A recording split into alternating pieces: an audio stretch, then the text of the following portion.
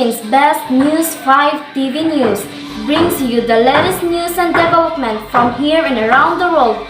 5 TV News. Good morning, Philippines! I am Jayan Madis brings you in 5 TV News. Here is our news and updates. Let us meet Gloria Macapagal Arroyo, and that will be reported by Shena Micaela. Good day everyone, welcome to my news. Maria Gloria Macapagal Arroyo was born on April 5, 1947. The 14th President of the Philippines from 2001 to 2010, and the 12th Vice President of the Philippines from 1998 to 2001. She was the country's second female president after Corazon Aquino. Gloria Macapagal Arroyo assumed the presidency at January 20, 2001, following the EDSA II revolution which ousted the democratically elected President Estrada. Arroyo assumed office the same day as U.S. President George W. Bush. And Gloria Macapagal Arroyo recently held the position of the Speaker of the House of the Representatives of the Philippines and came here the first woman to hold the position from 2018 up to 2019 when she retired. And I am Shena Micaela for TV5 Report. The administration of Gloria Macapagal Arroyo's contribution to the electronic procurement system live today, When Madria. When? Good morning, Valencia. Welcome to Vice News. President Gloria Macapagal Arroyo have signed the implementation of the government electronic procurement system to improve and modernize the government's procurement services. Because of perceptions of cronyism, corruption, and so what's important is that we must show the opposite in our governance. We must show transparency and a level playing field.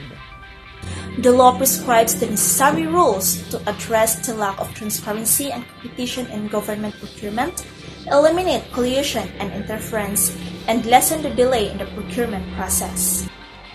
When Madria reporting.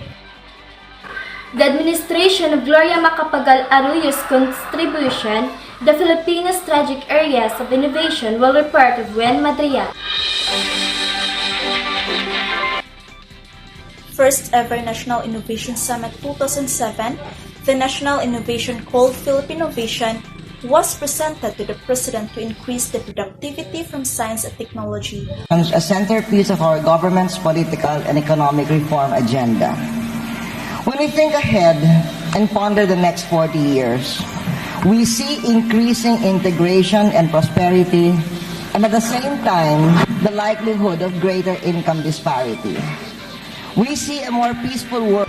Moreover, the term Philippine Innovation, contagiously picking the Philippines to be one that produced innovator in Asia. Philippine Innovation took the essence of achievement, making the technology the foundation of future economic development. When Madria reporting. The administration of Gloria Macapagal Arroyo's contribution to the biofuels will report of Jayan Madis. Biofuels offer greater energy security, reduced emission of greenhouse gases and particulates. We assisted the transport sector so the transport fare hikes could be minimal and rolled back when fuel prices went down again. There is indeed Rural development, better vehicle performance, and reduced demand for petroleum. With the purpose of achieving energy self-sufficiency and mitigation of greenhouse gas emissions, Philippines enacted the Biofuels Act of 2006, also known as the Republic Act No. 9367. It mandates the blending of bioethanol to gasoline and biodiesel to petroleum diesel.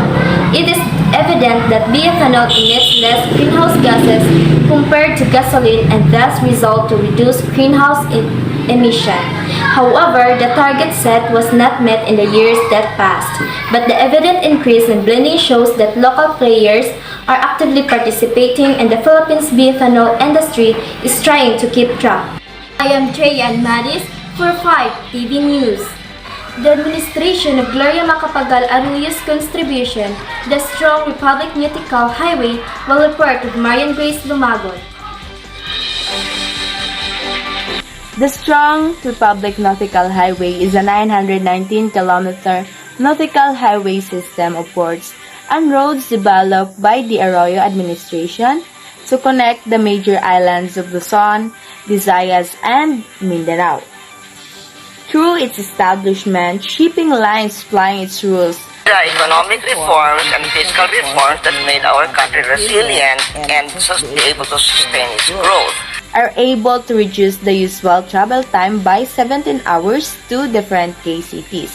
It also helped reduce the accessibility of prime tourist destinations and minimize the handling expenses of goods all over the country. So the concept of this is something that could revolutionize not just business, agriculture in our islands, provinces, but also domestic tourism. I am Marian Grace Lumagod reporting TV5. The administration of Gloria Macapagal Arroyo's contribution, the SNT Undergraduate Scholarship Program, live today. Ana Marie Lamuste. Ana Marie.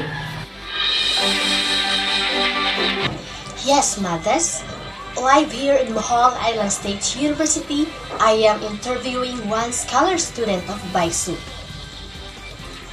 Miss, are you aware of Gloria Arroyo's presidency? Yes. What do you think is her best contribution to the development of the science and technology in the Philippines? Yes.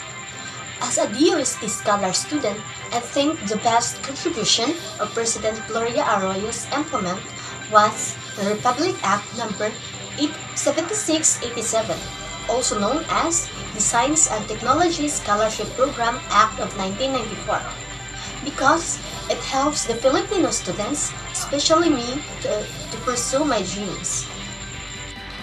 So that's it. Thank you so much, Miss. The most or the best contribution of Gloria Arroyo's presidency was the Science and Technology Scholarship Program, in which the students were able to benefit from it and make them learn and hone their skills in the field of science and technology. This is Ana Marie Lamoste in 5TV reporting. Back to you, Mades. And that is our today's news updates. I am Jayan Maris for 5TV News Report.